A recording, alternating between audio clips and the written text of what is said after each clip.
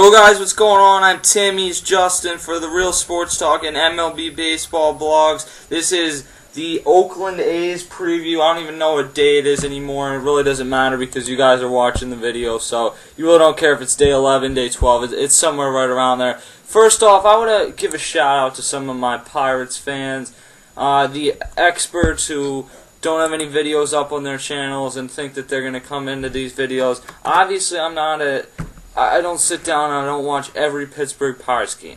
And Justin doesn't, and KJ, when he's on, we don't sit down and watch every single one of these teams. It's not possible. We do our best on these previews, and we said at the beginning when we made the video, if anyone wanted to help cover their favorite team, that we would be open to doing that. Well, no one volunteered for the Pirates. We only had one volunteer, and he's going to be doing it for the Yankees. We got him in. He's doing a nice job getting some research ready for us. And if your team hasn't gone yet and you want to come on and help out, then certainly we'll bring you on. No questions asked about it. As long as you can send me a video, prove that you're over like 9 years old and you're not going to sound like you're a 3-year-old talking into the phone, then we'll bring you on. But don't complain then if we mess up on a couple things in the video, like how to pronounce somebody's name. Big deal. Okay, I got 25 comments on a Pittsburgh Pirates video. How many other channels on YouTube are even talking about the Pittsburgh Pirates? Let's be honest. We try and do our best to cover all these teams, but I'm not going to take away from the A's video. So, Justin, we start off with the Oakland A's, had a rocky season last year. Who did they go get in the offseason? Who did they trade away? Well, we'll talk about who they lost. He lost a big chunk of players this offseason, a lot of talented players that are going to be going ham this year. But when you look at who they acquired this year, they got Bartolo Colon, which I don't really see doing a whole lot this year for this Oakland Athletics team. They got him. They got Pedro Figueroa. He's going to be in. Yeah. Gerard Parker, he's coming over from the Arizona Diamondbacks in exchange for Trevor Cahill. Going to their catchers, they got Derek Norris from the Washington Nationals for the Gio Gonzalez trade. Keila Kaihui, I think he's coming over from the Kansas City Royals. I think he was on the team last year, but he wasn't really active up in the majors for the A's, so he's going to be trying to compete for a bench role most likely in this year. We go in the outfield. You got Yoenis Cespedes coming over from Cuba. Tim, is it? Yeah, Cuba? I believe it's Cuba. It's Cuban prospect Yoenis Cespedes. Yes, and if we're messing up the name, too bad. You also got Josh Reddick going into the outfield as well, and then the latest signing, you got Manny Ramirez. We already covered that. He got signed to a minor league deal. I was really surprised it's not a major league deal. So Manny has really got to compete for a shot at getting a spot on this roster. Yeah, and for the most part, first off, Manny's going to be suspended for the first 50 games for his failed drug test of the beginning of last year when he was still with the Tampa Bay Rays before he retired. And then once he comes back from that, I believe that you're not allowed to play in the minor leagues. Or, no, I believe actually you are allowed to start rehabbing in the minor leagues even while you're suspended in the major leagues, which really makes about 0 sense. So, Manny Ramirez, I would expect he's going to miss those 50 games and probably about 10 more just getting ready, getting back into the groove of things. He hasn't played since the first week of last season, really.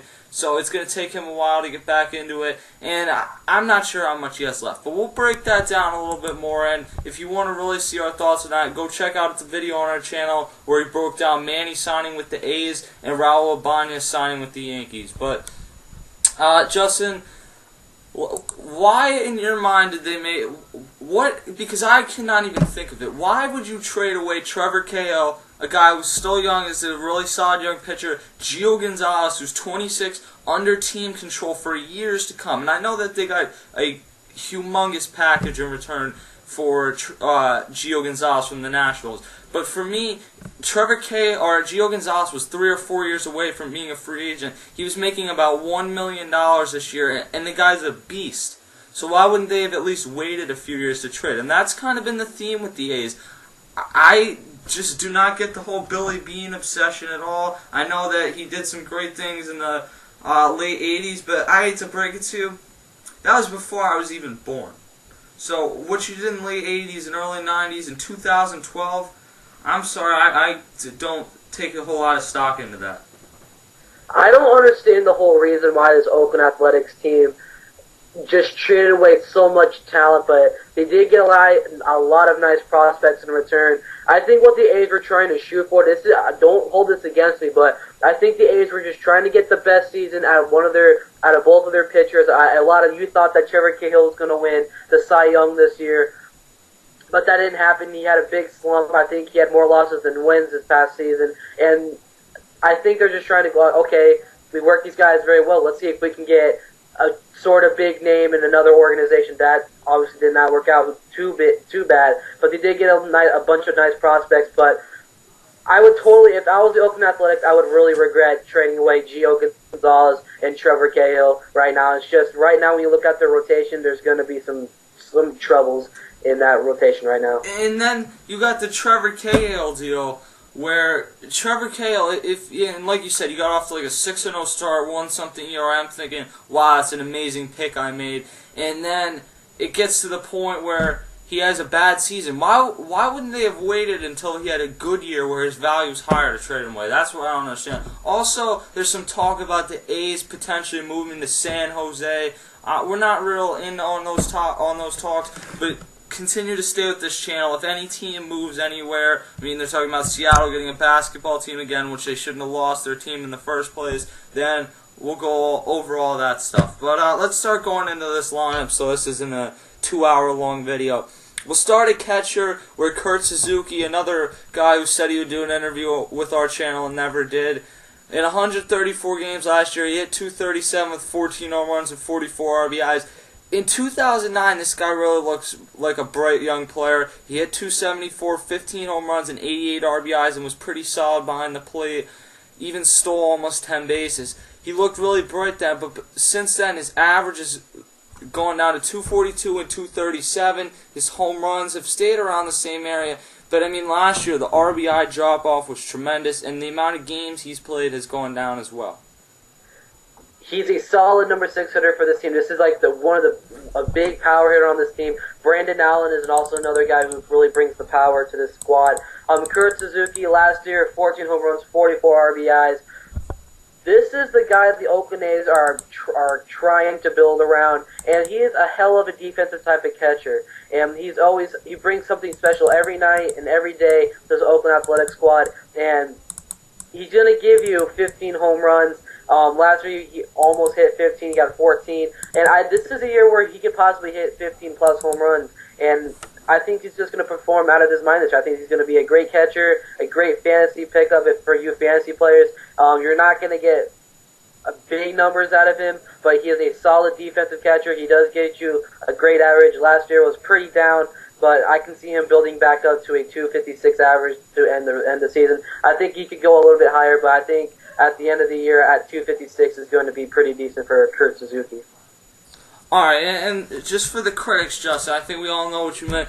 When Justin said the power part, obviously he's talking in terms of the A's because they do not have a lot of experienced players on their team. When he's saying they're building around him, that's because he's been one of the few guys that's actually remained on the team over the last 4 or 5 years straight, because it seems like pretty much every other good player they've gotten, they've traded away. I mean, Matt Holliday made sense, but I just do not get what their goal is. It's like the Marlins of like 4 seasons ago. Eventually they finally settled down. They got some young guys like Josh Johnson, Manny Ramirez, and you know what it's turned into now.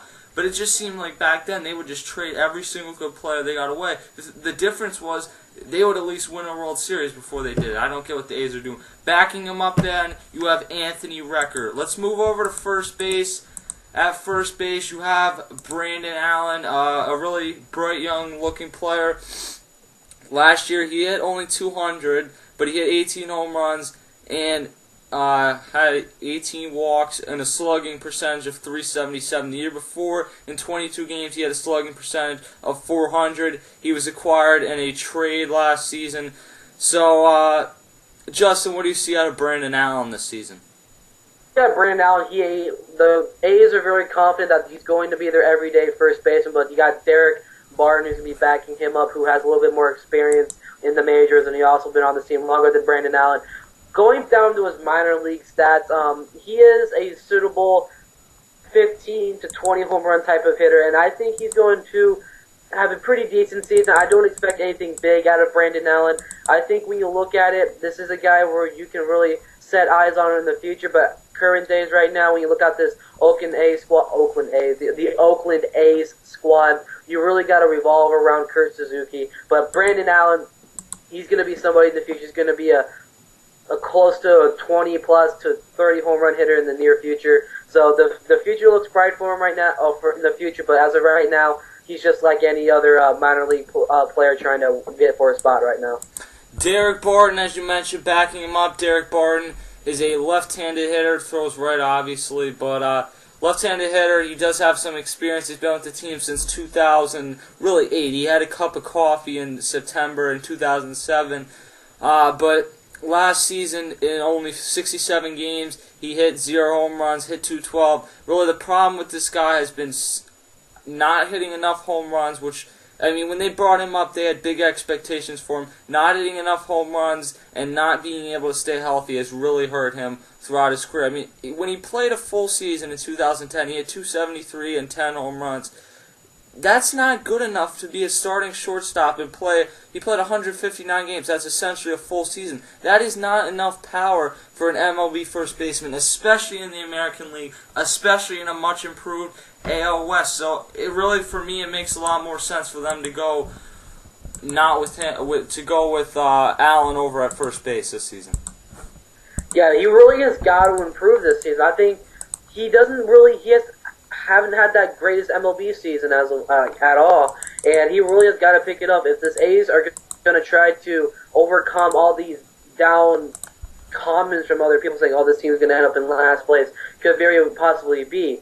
But he really has got to play a big role in the squad if they're going to try to make a big push. But this guy, when they brought this guy up, they didn't really expect anything big. Well, they were expecting a whole lot out of him, but nothing was just really clicking for this guy, so he really has got to revamp his MLB career this season. Backing him up, and the guy you see in the logo, I think, second to the left, Jemile Weeks. He's Ricky Weeks' brother or cousin? I think it's his brother. I think I'm still questioning. All right, Ricky Weeks, obviously one of the best second basemen in baseball, probably top 5, better than Neil Walker, Pirates fans, and I'm not taking shots at the Pirates, but you gotta go read the comments on that. Apparently, there's no difference between what I said. Basically, I'm not gonna go too far on this, but there is a spot in between being average and above average, and that's where I placed Neil Walker. And apparently, everyone had such an issue with that because apparently there's no such spot. If 2 is average, then I would have ranked Neil Walker at 3. But let's go to Jemile Weeks. Last season, in 97 games, almost 100 games. He showed a lot for this team. He hit 303, stole 22 bases, did get caught 11 times, so that's not a very good success rate, but you would expect that he will become a smarter base runner. When he came up, he was mainly just speed, but that's something you kind of learn in the major leagues. You have to adjust to catchers who have a stronger arm in the major leagues. He doesn't have a ton of power. He only had 2 home runs. So I'd expect at most like 7 home runs. But if he can hit anywhere near 300, he should be a solid second baseman for this team for years to come. This guy plays tremendous defensive baseball. That's a big up for this team. Speed on the base path is very dangerous, and I think he's going to be the everyday second baseman for the squad. And he's just going to have a great season overall. I think he's going to be a little bit better than he was last year in 97 games. Going to be that everyday second baseman for the squad. And when you say he doesn't have a lot of power, he does not have a lot of power. So 2 home runs in the 97 games for a speedy type of defensive type of second baseman. I can see maybe 5 home runs, a little bit of a 3 home run difference from last year. So I think 5 home runs with about 40 to 30, 36 to 40 RBIs this season. I think he's more of an average type of hitter, and he's going to hit to about a 310 average, I think. And where do you see him as far as stolen bases? Because I think he'll steal 30 bases pretty easily this year. I'd say 35. I think he has a lot of speed. This guy is very dangerous on the base path. If you saw some A's games, I do see the A's games at time to time when the Angels play. So I think he's very suitable of hitting 35-plus stolen bases this year, but I think I'm pretty solid at 35 for the year. All right, and then backing him up, you have Scott Sizemore, and we'll evaluate him more because he's actually moving over and going to be the starting third baseman on day one this season. Over at shortstop, then, you have Cliff Pennington, another pretty young player. He's about 27 years old. Last year, in 148 games, he had 264 with 8 home runs and 58 RBIs, stole 14 bases. The year before, he stole 29 bases, had a little less power, but he is a pretty decent, a pretty solid fielder. Cliff Pennington, it's tough to evaluate because, like I said with second baseman, there's 5 to 7 shortstops that are really good, and then there's just the rest. So to evaluate where Cliff Pennington falls into is tough. But I think that he is a good second baseman, or shortstop, but he doesn't blow you away. He doesn't really, yeah, I agree. He doesn't really blow you away, but ever since he had that, he started really coming into the majors, really coming in as an Oakland Athletic in 2009, he has improved every single year. But I see him having a repeat season from last year. I think he can get you about 10 home runs, about 60 RBIs, but he just strikes out way too much. He really has got to get a lot of contact on that ball and hit it because he has struck out 104 times last year. That's a lot out of 500 at bats. So he's really got. Yeah, that's a lot for a shortstop. I mean, not for a power hitter, but for a shortstop, that is actually quite a few strikeouts. Yeah, so he can play great defense. He's a speedster, just like Jemile Weeks, and I just see a repeat. I don't really see a whole lot of improvement, 15 home runs. Yeah. So I don't really see like a 15 home run season. I think he's going to hit maybe 12 home runs. He's going to improve he's going to have another improved season. So he's just going to be improving from here on out, but I just see this year as a small improvement, but a little bit of staying at what happened last year. Backing him up, you have Eric Sogard, who has 31 career MLB at-bats, so there's not much to go off of with him. Over at third base, then you have Scott Sizemore, who was once a big prospect for the Tigers, and they gave him the full-time second base job for about 2 months, and it just never really clicked there. And then he was acquired by the A's last season. Last season, I believe. In 110 games, he had 245, 11 home runs, and 56 RBIs. So if you put that out towards a full season, you would tend to think that he'll hit about 16 home runs and probably bat you about 251. He's decent, and over at third base, I kind of like him. The problem is he is not a great hitter against right-handed pitchers. Yeah, he is going to be. He's very young. He has a lot of talent. He was I think the Tigers' number 3 or number 4 prospect in that team before getting traded over to Oakland. And I don't know who exactly they got from him, but Scott Sizemore, this guy has something to prove here in the near future. He plays great defensive baseball. He doesn't give you a lot of power as like a normal third baseman would. Like Pablo Sandoval can get you 20-plus home runs. He's not going to be that type of a power hitter. I think when you look at this year, he could hit you 15 home runs. Last year he had 11 in 110 games, 56 RBIs. I think he can hit 13 to 15 home runs this year to maybe 60 RBIs. He also has got to really work on his appearances. Try to get, not appearances, what am I saying? His contact. So he struck out 112 times out of 368 at-bats. So just like Pennington, he's really got to really connect on the ball this year. And over as we look towards the outfield now, you have Seth Smith, who was acquired from the Colorado Rockies. They sent over Guillermo Moscoso and Josh Outman, who was a guy who really, he looked good right when they came up, had Tommy John surgery, never really found it again. For the most part, throughout his career, he's kind of been a fourth outfielder, and he's probably not going to play you 162 games, but you can expect a solid 16 or 17 home runs from this guy. The average has kind of been all over the place in the 3 years that we've really seen this guy as a starter, because as we look at Seth Smith, I mean, he's hit 293 in 2009 in 133 games, same amount of games in 2010, he had 246, and then last year he came out to 284. So my guess is that he'll hit about 285 somewhere in that area, and give you about 17 home runs. He's not a great outfielder. I don't even know. I don't want to say average. That's kind of the word that comes to mind for me. He's one of those guys that'll hit you near 20 home runs. I mean, they got rid of one who was a little bit better than him in Josh Willingham. Yeah, he does get you average, and that's pretty much what you're really going to get out of him. He is suitable to be hitting up to 20 home runs, but last year 15. And I think this year he could actually make 20 home runs. He's going to really need to rely on a lot of power for this team, which this team sort of lacks right now. So I think you said he was replacing him for Josh Willingham, right? Yeah, he's going in for, where Josh Willingham played last season, yeah. So that's a complete, like Josh Willingham, that power type of outfielder. Seth Smith's coming in. He's more of an average type of guy, but at time to time he can hit you some home runs. So he's more of an average type of guy. He can bring in runs. He can hit you in some good. He can hit some pretty good games. So I just pretty much see him as an average hitter this year with about pretty much as a repeat of last year. I think he can be close to 20 home runs, but I think he's capable of hitting 20 home runs.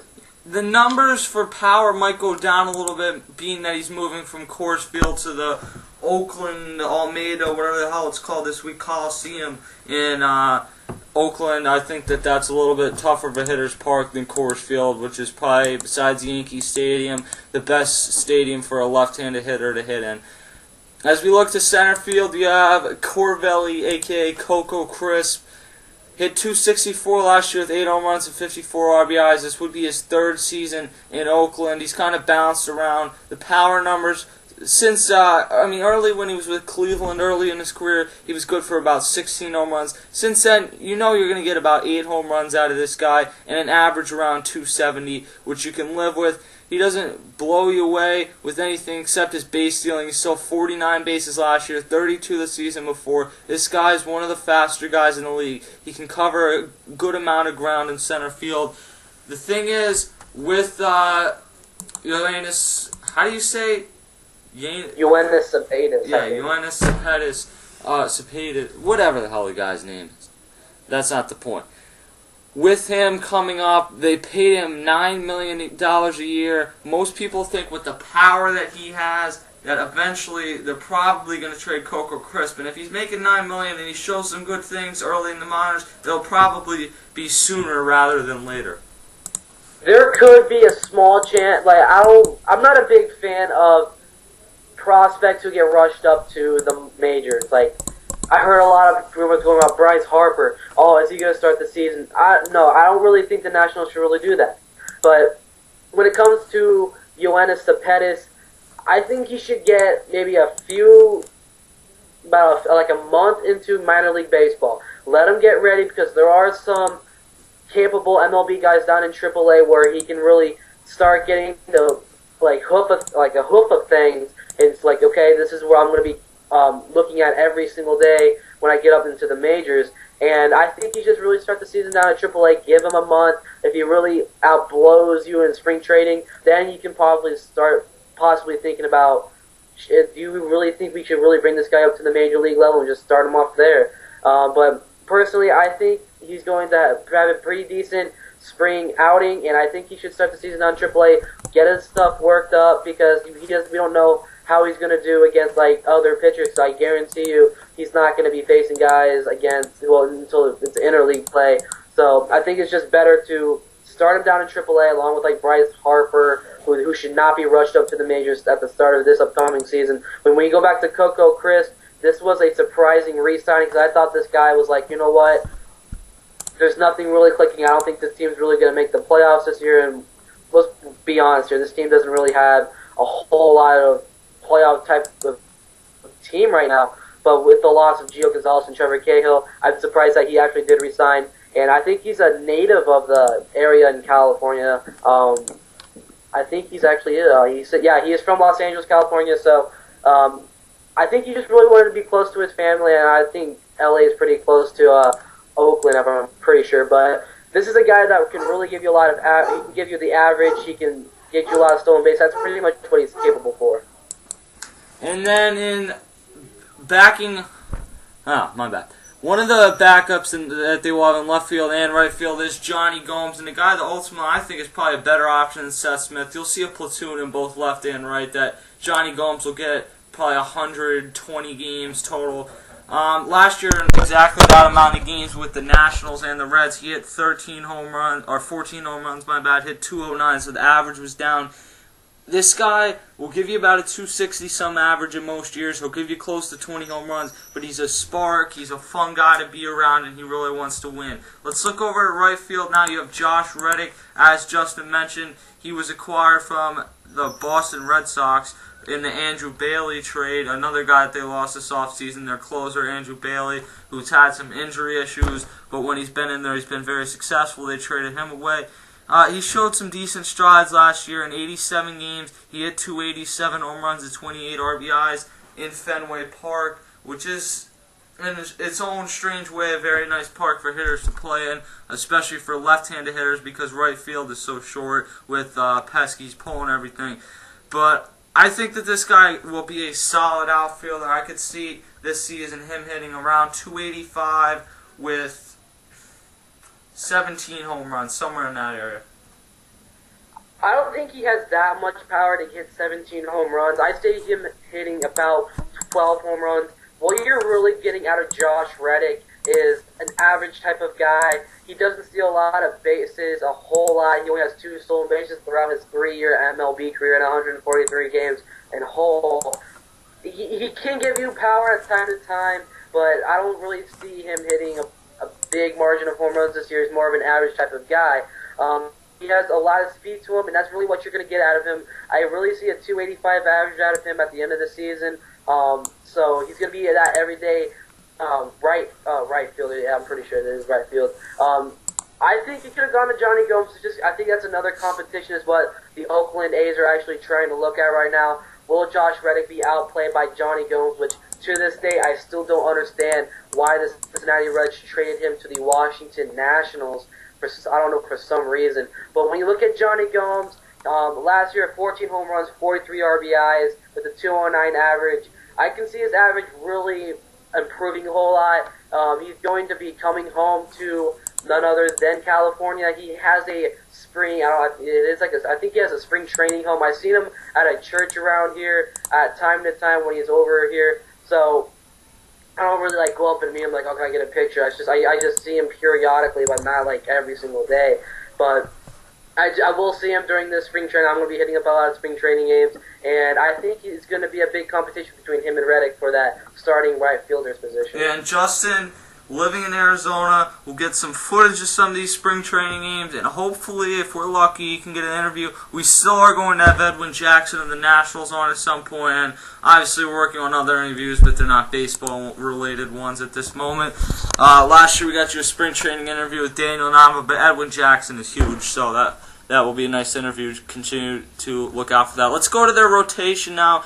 Leading off their ace this season will be Brandon McCarthy, and this is real questionable to me because he had a really nice season last year, only 9-9, but a 3.32 ERA is really solid, gave you 170 innings. You would like him to get even closer to that 200 mark, but he's had some health problems throughout his career. He was a top prospect of the White Sox, didn't work out early there. He went to the Rangers, really didn't work out there. He had an ERA close to 5 in just about every season he was there, and then came to Oakland and figured things out this year. I wonder, with some expectations this year, will he be able to get it done? I mean, he had 5 complete games last year, really had a nice season for them. One of those was a complete game shutout. He had a 1.13 whip. He really had a nice season last year, but I'm not sure. And this is why, maybe if you were going to trade Trevor Cahill away, that's fine, but to still have Gio Gonzalez would have made this a really deep rotation. You're really banking on the fact that Brandon McCarthy is going to repeat what he did last year. And I think he'll have another nice season, but I'm just not sure he's going to be able to do what he did last season. I have to agree with you, man. I don't really see a whole lot of run scorer coming to back up these pitchers this year. I mean, this team can give you a lot of average. I can see this team being a contender for average in the league. But when you look at this pitching rotation, Gio Gonzalez was a huge factor. Trading him away for prospects, for hitting-wise, I understand you trade away Trevor Cahill at some point. But trading away Gio Gonzalez, the ace of your squad, that still is not connecting the dots to me. Brandon McCarthy now, I actually thought when you looked at this, I thought Brandon McCarthy could be a solid number 3 hold. I still thought that Brett Anderson could be that number 1 and Dallas Brain being that number 2, but the A's are trying to focus in more on Brandon McCarthy's career. Last year, 9-9 had a 500 record with a 3.32 ERA. He can give you above 100 innings pitched, which is a big plus out of this guy. That's pretty much what you're going to get. I think you can have a repeat from last year, but I think he can win up to 13 games this year. I do have, with him being that ace of the squad, he's going to be the captain of that pitching rotation. So I do have big expectations for this guy this year. At the number 2 spot, then you have Dallas Braden, who missed just about all last season. 2 years ago, he obviously had that beef with A-Rod, did throw a no-hitter. He's one of the 7 or 8 guys that did in the 2010 year of the pitcher. Last year, or 2 years ago, and that's basically what you got to go off, 11-14, a 3.50 ERA, close to 200 innings. He did a nice job for them. He's not the greatest starter, but he does a nice job because he gives you a lot of innings, and he gives you about an ERA of about 3.5. So he's a solid starter. It would be a lot better if he was their number 3 starter if they were really going to contend. But I think looking at that lineup, we can kind of rule that out. At the number 3 spot, then, you have Brett Anderson, who's last year was 3-6 with a 4 ERA in 13 games, all 13 of those starts. But the season before that, he was 7-6, 2.80 ERA, 19 games. That's pretty solid as a starter. And the year before that, he was 11-11 with a 4.06 ERA. You would like to get that ERA down about 10 points, and that's not great, but that's certainly something you can live with. Brad Peacock will be the number 4 starter then. Last season with the Nationals, he was one of the big pieces that they got in the trade for Gio Gonzalez. He did tremendous down at Double-A and Triple-A last season. 2-0 with an 0.75 ERA, 3 games, 2 of them starts in the major leagues. So he showed a lot. And then Jared Parker, obviously at the number 5 spot, Gerard Parker, my bad, who they got in the trade for Trevor Cahill, has never pitched in the major, or my bad, he's been in 1 game in the major leagues, and he pitched about 5 innings. So, not a ton to go off for those last 3 guys, but overall, what do you think about this rotation? Do you have a young rotation, but Brandon McCarthy, I think he's 20, is he 29 or in his early 30s? He's I think he's 28. Yeah, he's getting up to his 30s, and I understand why they want him to be the ace of the squad. Dallas Braden, I'm going to be watching this guy very closely, and I think they played down a good year, but I'm going to be hitting up a lot of Oakland Athletics games. I just want to come and see Yoenis Cespedes a whole lot. Going to be getting a lot of footage of this team. I really want to see this guy's debut, and come hell or high water, guys, I am going to get some film of Yoenis Cespedes, and I'm going to be featuring here on the Real Sports Talk, and it's going to give you a whole inside scoop on how this guy hits and everything. But this rotation, I really like the number 5 hole at Gerard Parker. Gerard Parker has been he's a young, talented prospect. He can give you his minor league stats just out the roof. This guy really has it this year, and he's going to be a solid number 5. He can get you about 13 wins, maybe some high loss, maybe about 12 losses. But this team's going to be, I hate to say it to all you Oakland A fans, there's not going to be a lot of run support going to be backing up this team because this team kind of lacked on power. But it's a pretty young, deep rotation. Not a whole lot, but it's just a very young type of rotation. And then we'll give you their big 3 in the bullpen and then make a record prediction and we'll get out of here. Faustino de los Santos. I am not good with names, especially Dominican names. I just struggle with some of those names, Spanish names especially. Last year in 34 games, he was 3-2 with a 4.32 ERA, but he only got 2 save opportunities, and he blew both of those opportunities, so I do not have a ton of trust in what he can do. Then again, it's only 2 games, so we'll have to see what happens. Grant Balfour is a veteran that's in this bullpen. Last year with Oakland in his first season there after spending a few nice seasons with the Rays. Actually, his first and third season were really impressive, and the middle one he had in there was not. But last year with the A's, 5-2 with the 2.47 ERA. He pitched 62 innings. If any reliever pitches over 62 innings or 60 innings, that really shows the value that they have to their team, and that is impressive. And then you have the veteran Brian Fuentes, who at one time was a very good closer for the Colorado Rockies and even the Angels for part of a year and a half before going over here to Oakland. Last year, 12 out of 15 saves. I think that if things don't go well for De Los Santos and Fuentes is able to stay healthy, he could be given that closer job. The thing is, De Los Santos is old or younger, and that might be the guy that they want to go with in the future. Yeah, he's young, talented, but I always had this thought in my mind. Now I like a lot of these young, talented Cuban, Dominican type of guys. And when I look at Faustino De Los Santos, I'm a big fan of him. And when I look at him, I think this guy could possibly be in the starting rotation one day. And he's going to be like an Vitali Feliz. I really think that this guy really has what it takes to be in the starting rotation.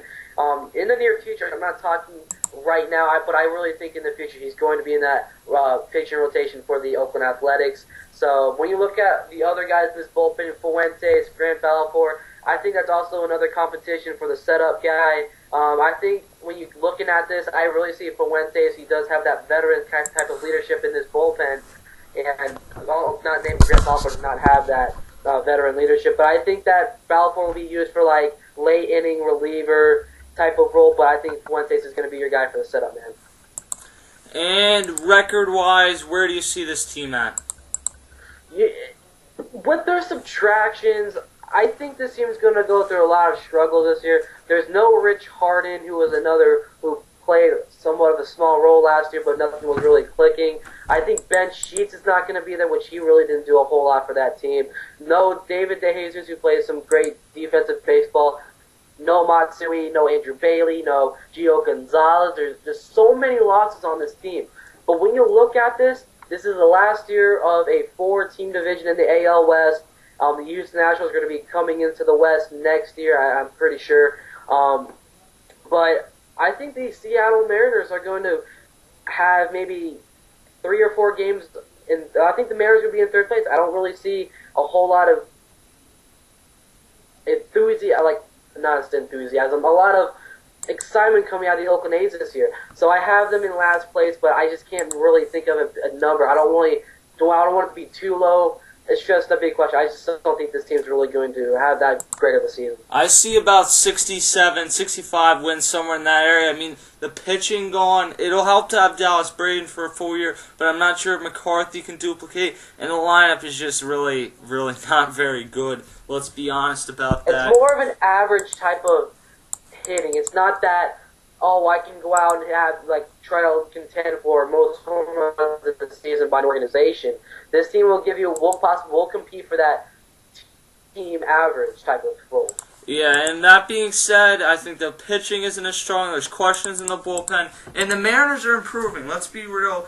A lot of pitchers can go in there and be successful. No one's going to do what Michael Pineda did, but the impact of having Jesus Montero there and having Dustin Ackley there for a full season, I think that they're a team that's on the rise. I mean, hell, they're not going to the playoffs. Don't get me wrong here. But I think that they're a better team than the A's at this point. I see them winning about 71 or 2 games, as much as potentially 73 or 74 games. And I see the A's dropping down to about 65 or 67 and in last place. So continue to check out all these previews. If you go to our channel, we will have the first 12 days up. And continue to check it out, because if your team hasn't been previewed, it's coming up. We're starting a podcast. Continue to look out for that. I'm Tim, he's Justin. #Deuces.